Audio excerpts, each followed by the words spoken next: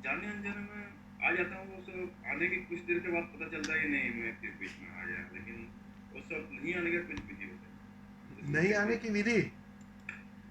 अब देखो, यही तो मुसीबत है ना, मन के साथ यही तो धोखा हो रहा है। तुम मन के साथ रहोगे तो यही तो धोखा होता है, क्योंकि बीच में नहीं आने की कोई विधि नहीं होती है। क्योंकि अगर मैं कोई भी विधि बताऊंगा ना, तो बीच में आने की ही विधि है। तुम असहज हो गए, तुम कुछ करने में मशगूल हो गए, तुम जाने अनजाने कर्ता बन गए। तुम भले विधि के माध्यम से विधि के कर्ता बन जाओगे। बीच में न आने का सीधा और सरल उपाय है कि तुम्हें सिर्फ देखना है, तुम्हें सिर्फ दृष्टा रहना है, गवाह रहना है। तुम कमरे में कितना ही चिल्लाओ, झगड़ो, प्रेम करो, कैमरा कभी बीच में आता है क्या कि भाई क्या कर रहे हो, आपस में क्यों लड़ रहे हो, मैं देख रहा हूं ऊपर से। अरे प्रेम क्यों कर रहे हो, मैं देख रहा हूं ऊपर से। अरे ऐसा नहीं, ऐसा करो, मैं देख रहा हूं ऊपर से। कभी आया है क्या बीच में कैमरा? बस बिल्कुल उस कैमरे की तरह हो जाओ, फिर तुम चाहकर भी बीच में ना आ पाओ। वो बीच में आना अपने से गिर जाए। यहां उसके अलावा तुमने कोई भी विधि की, या मैं तुम्हें कोई विधि दे दूं, तो चुक जाओगे। तुम्हें विधियां इसलिए दी है ताकि विधियों से तुम छूट जाओ। भ्रांति में मत रहना कि विधियां जीवन भर करनी है। विधियां दी इसलिए कि विधियां तक व्यर्थ है, विधियां भी आखिर में बाधा बनती है। करता तो बना रहेगा और तुम अपने को छोड़ ना पाओगे। तो इसमें कोई विधि नहीं है, और विधि तब तक है जब तक विधि की व्यर्थता साफ ना, तब तक विधि है। उस विधि से गुजरना, उसकी व्यर्थता को देख लेना, ठीक से कर करके थक जाना, मिट जाना, और एक दिन तुम पाओगे इन सब के तुम परे हो गए। लेकिन तब तक हर चीज मूल्यवान है। गोली की अपनी सार्थकता है। जैसे ही स्वस्थ हुए, गोलियां गिर जाएंगी। बस बिल्कुल ऐसा ही कुछ है। इसलिए अगर तुम मुझे ये पूछोगे कि इसके लिए विधि क्या है, तो कोई विधि नहीं, क्योंकि ध्यान का अर्थ ही है सारी विधियों के परे जाना। ध्यान का अर्थ ही है, ध्यान की कैसा विधि हो सकती है? प्रयोग तो सिर्फ तैयारी है, विधि तो सिर्फ तैयारी है ताकि तुम ध्यान में प्रवेश कर सको। तुम बैकग्राउंड तैयार करते हो, तुम आसपास की भूमिका तैयार करते हो, उसको तुम विधि कहते हो। अब तुम कहते हो वो भूमिका मुझे दो ताकि मैं खो सकूं। भूमिका के साथ खोना मुश्किल है। भूमिका कर ली तुमने ठीक से, पहला चरण, दूसरा चरण, तीसरा चरण, और देखना आखिर में तुम्हें बस कुछ ना करने के लिए कहा जाता है कि बस अभी बैठो या आंखें बंद करके लेट जाओ, बस कुछ करना नहीं है, बस वो अवस्था लानी। तो उसके लिए कोई विधि हो ही नहीं सकती। समझ में आ रहा है ना भरत? हाँ ये और एक क्वेश्चन था कि हमें ये जब किसी का प्रेम रहता है तो सबके लिए रहता है ना किसी एक के लिए रहता है ना, प्रेम का कल एक ही धारा बनता है ना सबके लिए?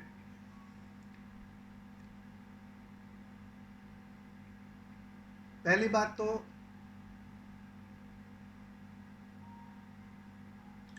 प्रेम वो सुगंध है।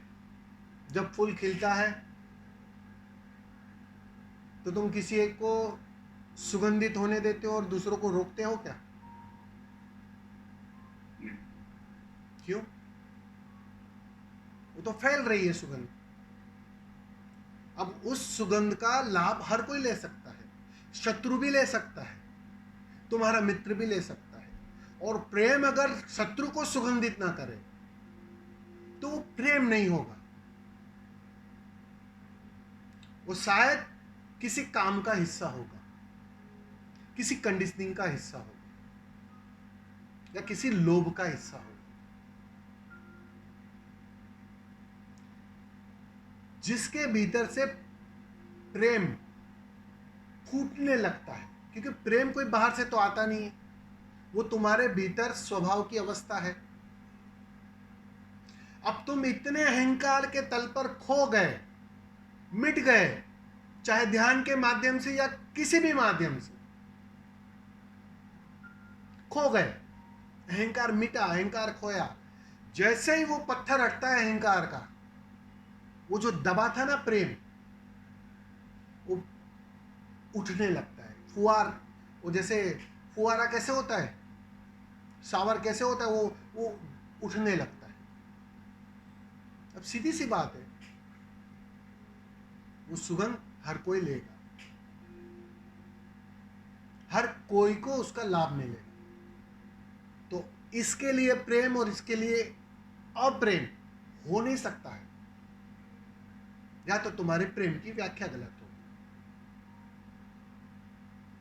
प्रेम तो बहता है, बिना वजह बहता है, बिना कारण बहता है, बिना किसी को देखकर बहता है। वो पत्थर के प्रति प्रेमपूर्ण होता है, व्यक्ति नहीं, पत्थर के प्रति भी। किसी प्रेमपूर्ण व्यक्ति को देखना, वो एक निर्जीव चीजों के लिए भी उतना ही प्रेमपूर्ण होगा।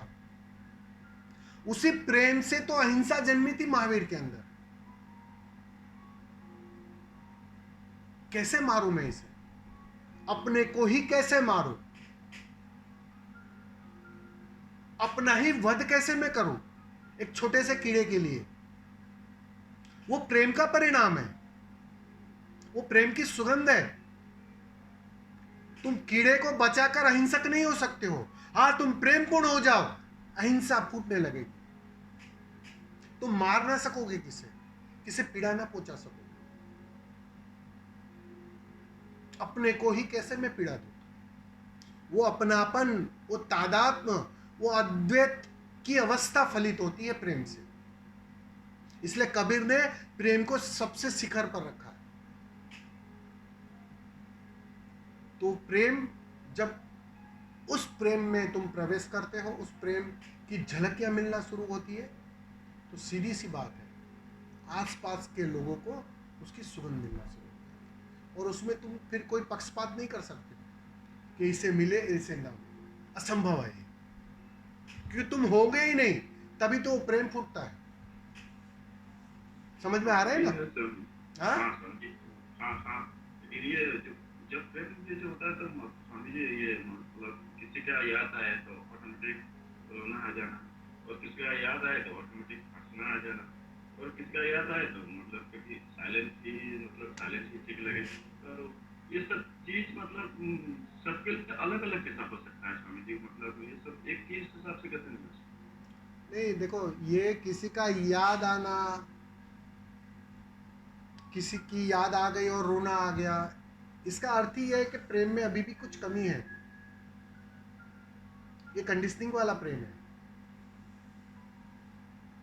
क्योंकि प्रेम में कोई कारण ही नहीं है। मैंने वो वजह वही तो बताया आपको कि यहाँ कोई वजह ही नहीं है, कोई कारण ही नहीं है कि कोई मतलब मित्र है, उसकी याद आ गई और रोना आ गया, प्रेमिका है, उसकी याद आ गई और रोना आ गया, तब तो वही तो लेन देन चालू है ना। फिर वही तो हिसाब किताब है तुम्हारा, वही तो मन का खेल है। प्रेम को हमने शुद्धतम रूप में करुणा कहा, जो बेवजह, लेकिन उसमें फिर कोई व्यक्ति याद आया इसलिए रोना आया। तुम ये कह सकते हो मुझे रोना आ रहा है, वजह नहीं पता है, उसकी याद आई या नहीं आई, फिर भी भीतर से कुछ बह रहा है, उसके लिए कुछ बह रहा है, ये हो सकता है। लेकिन वो कंडीशनिंग जब तक है तब तक प्रेम में अभी भी वो शुद्धता नहीं है, कुछ तो कमी है। वो शुद्धतम प्रेम तो आएगा ही तब जब करुणा फूटेगी, अकारण, बिना वजह, सबके लिए। मैंने कहा ना, चट्टान तक, एक साधारण पत्थर के लिए भी वही प्रेम होगा। पत्थर का उदाहरण ही मैंने इसलिए दिया कि उसमें सब सम्मिलित हो गए। शत्रु भी आ गया, कल तक जिसके लिए क्रोध था, जिसको मारने की इच्छा थी, जिसको मिटाने का भाव था, उसके लिए भी प्रेम है। रोकोगे कैसे तुम? रोक नहीं सकते हो। समझ में आ रहा है ना? पर स्वामी, तो टोटल मतलब अस्तित्व में ये दिख रहा, तो मतलब ये सब चीज मतलब खुद को खुद है या खुद नहीं है, उसका कुछ फीलिंग नहीं होता है। जब जब ये सब मतलब भाव में आ जाता है, तो ये सब तो मेरा ही हिस्सा जैसा लगने लगते हैं। लेकिन ये अपना ख्याल उस टाइम पे नहीं रहता है, मतलब अपना सोच या मैं हूँ या फिर मैं नहीं हूँ, या फिर ये सब जो रो रहा, तो ये होता है कि जो रो रहा हूँ तो मैं नहीं रो रहा हूँ और कोई रो रहा है। ये मेरे हिसाब से और कोई रोता है। जो मैं जो नाच रहा हूँ तो मैं नहीं नाच रहा हूँ, और कोई नाच रहा है। ये सब फीलिंग्स में स्वामी जी, ये किस तरह, ये भी अहंकार के मन का कोई खेल है क्या? किसके प्रति समर्पित हो? नहीं, ऐसा नहीं है। ये भी मन का खेल है। ऐसा नहीं है।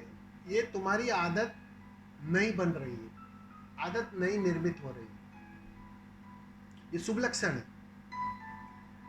ये नई आदत बनना बहुत जरूरी है। अब तुम्हारी शिक्षा कुछ और हो गई। पहले जब बाहर जीते थे तो कोई और शिक्षा दी जाती थी तुम्हें, लेकिन अब भीतर जीने लगे, ध्यान में जीने लगे, प्रेम में जीने लगे, मस्ती में जीने लगे, तो सीधी सी बात है, बहुत कुछ बदलने लगता है और धीरे धीरे वो आदत गहरे होते जाती है और ये आदत मजबूत हो रही, बस और कुछ नहीं हो रहा। तो ये सब होगा ही, इससे ही तो गुजरना है ना। एक दिन ऐसी अवस्था आएगी कि मैं पूरी तरह खो जाएगा। उस दिन वास्तव में कबीर जिस प्रेम की बात कर रहे हैं ना, वो प्रेम फूटने लगेगा, वो करुणा में परिवर्तित हो जाएगा, आनंद स्वभाव हो जाएगा। मुक्ति के लिए तुम दौड़ोगे नहीं, क्योंकि एक गहन तृप्ति छा जाएगी, वो अवस्था आ जाती है। और जब वो अवस्था आ जाती है, बात पूरी हो जाती है। फिर सब कुछ मैं ही हूं। फिर वो चट्टान अलग नहीं है, वो चट्टान भी मैं ही हूं। वो मेरा हिस्सा होने लगता है। अहंकार के कारण हम जुदा जुदा है।